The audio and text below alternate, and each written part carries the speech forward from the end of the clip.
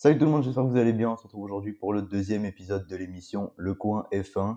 Le sujet de la semaine, c'est l'avenir de Sébastien Vettel en F1, l'actuel pilote de la Scuderia Ferrari, qui quittera l'écurie de Maranello à la fin de la saison et il sera remplacé par l'Espagnol et actuel pilote de McLaren, Carlos Sainz Jr. Donc on va parler de toutes les possibilités qu'on va classer en trois parties. Les équipes où il est improbable de le voir signer, celles où il est peu probable et celles où il y a le plus de chances de le voir à partir de 2021. On commence tout de suite avec Williams. Est-ce que j'ai vraiment besoin de vous expliquer pourquoi c'est improbable? Je ne pense pas, mais vu que je suis quelqu'un de sympa, je vais le faire quand même. Tout d'abord, Williams est clairement la pire écurie du plateau. En témoigne sa situation financière actuelle qui fait que l'écurie dirigée par Claire Williams est actuellement à la recherche d'un repreneur. Côté sportif, c'est pas vraiment mieux. Avec une dernière place au classement constructeur la saison passée avec un petit point, impossible donc de voir le quadruple champion du monde allemand débarquer dans une équipe plus proche de la faillite que d'un podium en F1. On va maintenant s'intéresser au cas McLaren. On va pas s'éterniser dessus car l'écurie a déjà confirmé ses deux pilotes pour la saison prochaine.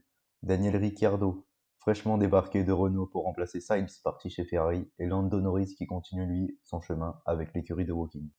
Alfa Romeo non plus ne devrait pas changer de pilote, Mick Schumacher n'ayant pas encore assez d'expérience pour la F1. Giovinazzi devrait rempiler alors que Raikkonen n'est sûrement pas encore prêt pour la retraite. Impossible donc de voir Vettel dans l'écurie italienne. Même si Haas devrait changer son line-up complet la saison prochaine, il est presque improbable de voir arriver le pilote allemand dans une écurie qui peine année après année à atteindre ses objectifs et qui a même régressé la saison passée. On passe désormais aux écuries où il y a au moins une petite probabilité de voir signer notre cher Sébastien Vettel. On commence avec Racing Point qui deviendra Aston Martin F1 à partir de 2021. L'écurie dirigée par Lawrence Stroll aurait sûrement les moyens de le signer, mais dans un projet prévu pour durer, il est peu probable de voir Vettel s'engager, lui qui cherche une aventure rapide et joyeuse afin de dire adieu au monde de la F1, d'autant plus que Racing Point ne devrait pas changer son duo de pilotes la saison prochaine.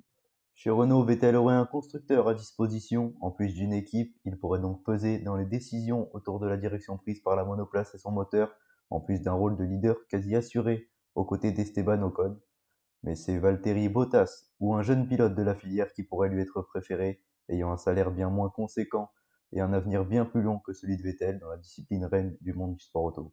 Malgré que l'alliance entre Red Bull et Vettel soit tentante et rappelle d'immenses souvenirs aux deux parties, il est très peu probable de voir le tandem de choc du début des années 2010 se reformer, étant donné qu'en cas de retour, le pilote allemand serait cantonné à un rôle de deuxième pilote derrière l'adulé Max Verstappen.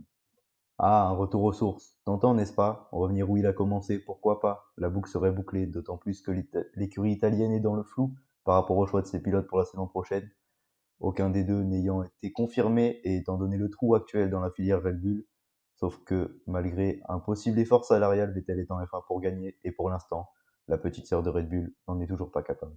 Le défi le plus probable est surtout rêvé par Vettel et les fans de F1, un duel au sommet entre les deux plus grands pilotes de la dernière décennie.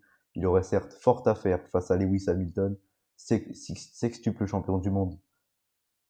Des égos difficiles à canaliser pour Toto Wolff et une arrivée facilitée par une baisse de salaire certaine de la part de l'Allemand et par le départ presque certain de Bottas, qui cherche une porte de sortie. De plus, le champion du monde avait un allié de taille, le grand patron de Mercedes et Daimler, Dieter Zetsche, qui mettait même la pression en interne sur Toto Wolff pour voir arriver le pilote allemand, mais c'était jusqu'à l'annonce de son départ de son poste de PDG il y a quelques semaines. Affaire à suivre donc. Enfin, la dernière possibilité, malheureusement la plus plausible en cas d'échec avec Mercedes, c'est la maison de retraite F1 Team.